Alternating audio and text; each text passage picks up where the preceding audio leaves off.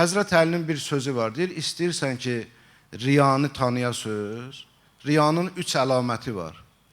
Biri odur ki, insanlar onu görəndə fəal olur. İnsanların qabağında iş görəndə fəal. İndi hər kəs bu Həzrət Əlinin dediyi bu meyarları götürsün, özü üçün tətbiq eləsin də özünə. Bizim xoşumuz gəlir də başqasının başlayıb imtahan eləməyə. Yox, özüm, mən özüm. İnsanların görəndə fəal olur. Tək olanda tənbəl olur. Məsələn, insanların qabağında dəstəmaz olanda Allahümmə qəşşini bi rəhmətikə, ya Allahümmə bəyyiz vəcihi. Amma tək olanda, durum dəstəmaz alsaydım. İnsan içində namaz qılanda maşallah, hərflərin məxaricin elə düzgün deyir ki, elə məsciddən o tərəfə də səsi gəlir. Elhamdülillah. Amma özü tək namaz qılanda başqa cür qılır. Ağa deyir ki, meyar budur, ölçü budur. İnsanların qabağında başqa cürdür, təklikdə başqa cür. Orada fəaldır, burada tənbəldir. Orada çalışqandır, burada...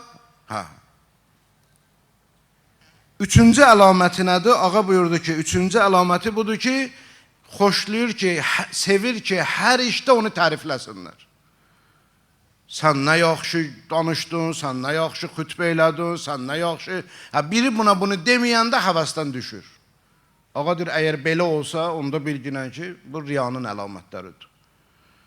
Allah hifz eləsin, böyük bir alim var hal-hazırda İslam aləmində. Günlərin birində o söhbət elirdi. Dedi ki, mən qardaşımla 2 nəfər Nəcəfə getdik oxumağa. Nəcəfdə qədim dönəmdir, işıqlar yoxdur, lampa işığında dərs oxuyuruq, ibadət edirik, şam işığında falan. Dedi, indi dururam, 14-15 yaşım var, dururam gecə namazına. Namazı qılanda işıq lazım deyir axı. Şama da qənaət eləyirəm. Kitab oxuyanda, yazı yazanda lazımdır. Amma namaz qılanda bilirəm, möhür hara qoymuşam, səccadənin üstündə namaz qılımdır. Ona görə şamı da yandırmamışam, elə qaranlıq otaqda gecə namazı qılıram. Deyir, namazı qılırdım. İndi 2 gecə namazı bilirsiniz də, 4-2 rükət, 2 rükət, 2 rükətdir fasilələrlə də. Yəni fasilə o mənada ki, 2 rükəti tamamlayırsan, sonra 2 rükət, tamamlayırsan, sonra 2. 11 rükət bütöv deyir ki, sonra 2 rükət şəf namazı, 1 rükət vitir namazı. Deyir, 2 rükət gecə namazını qılırdım.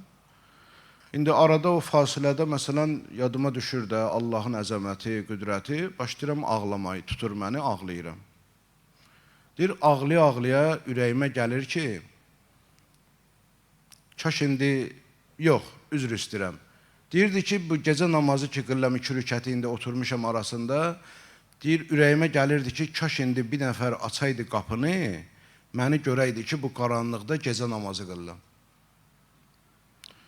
Bu ürəyimə gəldiyinə görə peşman oluram, başlayıram ağlamağa. Ki, bu niyə gəldi axı ürəyimə? Niyə gəldi, bu əməlim batıl oldu? Mən başqası məni görsün, görməsin, nə dəxli var axı? Deyir, indi ağlaya-ağlaya təzədən ürəyimə gəlir ki, nə olaydı, indi bir nəfər qapını açaydı, elə səni ağlayan görəydi. Bunu niyə danışırdı? Deyirdi ki, şeytan əl çəkmir, ha? Şeytan bəzən insanı o pis əməllərə, günah əməllərə aparmaqla zəlalətə salır. Amma gördü ki, yox, sən artıq tövbə eləmişsən, qayıtmışsan Allah yoluna, əl çəkmir. İndi namazla istəyir səni azdıra. Orucla istəyir səni azdıra, duanla səni azdırmaq istəyir, zikirlə səni azdırmaq istəyir. Çox dua eləyirsən, təkəbbür gətirir sənə. Az dua eləyirsən, başqa cür sənə vəsvəsə eləyir. Hər halda vəsvəsəsi qutarmır. Hədislərimizdə varid olub ki, inanırsınız, deyir, məsumlarımız buyurublar ki, son can verən zamana qədər vəsvəsəsini dayandırmır. Can verən zamana qədər. Ona görə məsum imamların tövsiyəsi var. Deyir, bu gün yaşayarkən ədilə duası var. Məfatihdə var, taparsınız. Ədilə duası. Deyir, bu duanı, ədilə duasını çalışın, daim oxuyun, muvazib olun. Muvazib yəni daim oxumaq. Gündə bir dəfə, indi eyb yoxdur, həftədə bir dəfə oxu. Amma muvazib ol, daim ol. Davamlı oxu.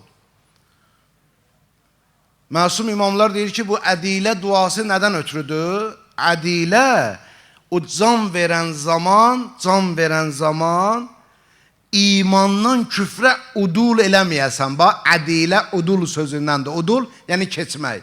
Can verən zaman imandan küfrə udul eləməyəsən. Ondan ötürüdür. Deməli, məsum imamlar bizə dua öyrədir ki, buna müvazib olun. Daim oxuyun. Nə üçün? Can verən zaman şeytan və iblisin vəsvəsəsindən xilas olasın. Ora qədər vəsvəsə eləyir. Ora qədər əl çəkmir insandan. Ona görə Həzrəti Əli əleyhissalamın buyurduğu o 3 meyar bizim hamımız üçün gərək ülgü ola, ölçü ola. Cəmaat içində fəaldır, təklikdə tənbəldir və istəyir hər əməlinə görə bunu tərif olunsun.